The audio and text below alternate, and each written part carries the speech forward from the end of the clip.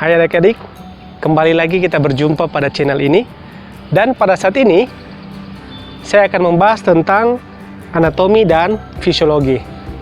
Saya tidak tahu berapa dari adik-adik yang pernah mendengar kata anatomi dan fisiologi. Yang sudah dengar, bagus.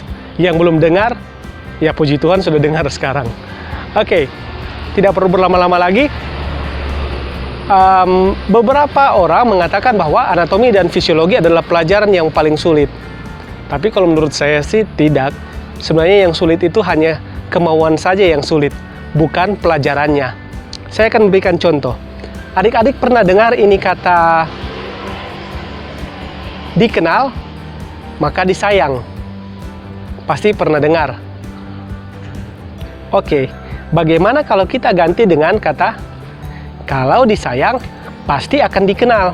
Dikenal dalam hal ini pasti kita akan berusaha mencari tahu apa-apa bagian dari orang atau benda yang kita sukai tersebut.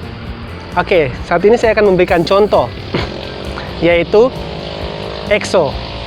Bagi mereka yang suka atau fans pada EXO, dengan pastinya kita akan cari tahu siapa personil daripada EXO, makanan mereka, rutinitas mereka. Karena kenapa? Karena kita sudah terlanjur sayang dengan EXO. Makanya kita akan mencari tahu apa-apa yang bersangkutan tentang EXO. Dengan demikian, yang ingin saya katakan di sini bahwa ketika kita berusaha mencari tahu seseorang atau benda, kita biasanya akan dimulai dengan kata sayang atau suka dulu. Jadi pada saat ini saya akan mengajak adik-adik sekalian, mari mindset di kepala pikirkan bahwa anatomi dan fisiologi adalah pelajaran yang menyenangkan. Baik, pada saat ini dari katanya kita akan membahas dulu pengertian tentang anatomi dan fisiologi.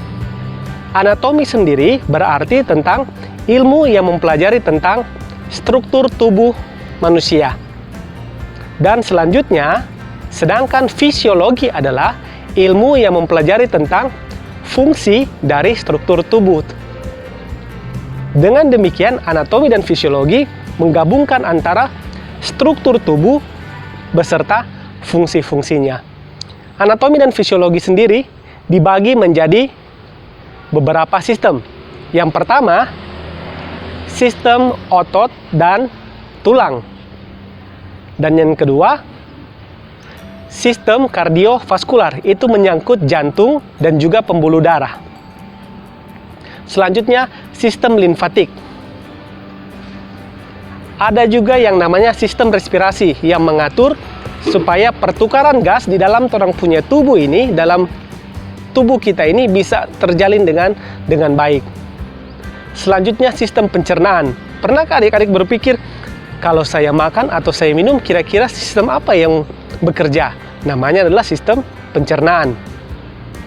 Dan selanjutnya adalah sistem perkemihan. Ketika kita minum dan ketika kita rasa membuang air kecil, secara otomatis sistem perkemihanlah yang akan bekerja pada tubuh kita.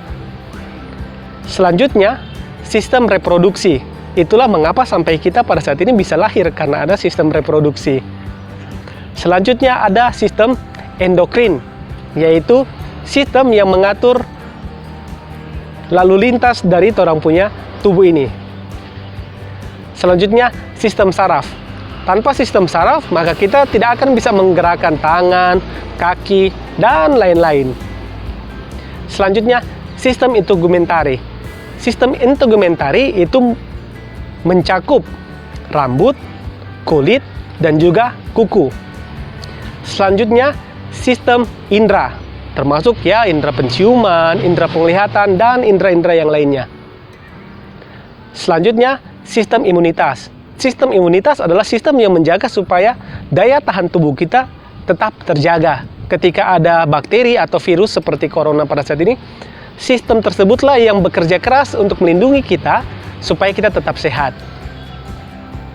Dan selanjutnya, sistem-sistem tersebut akan bekerja sama untuk menjalin yang namanya homeostasis.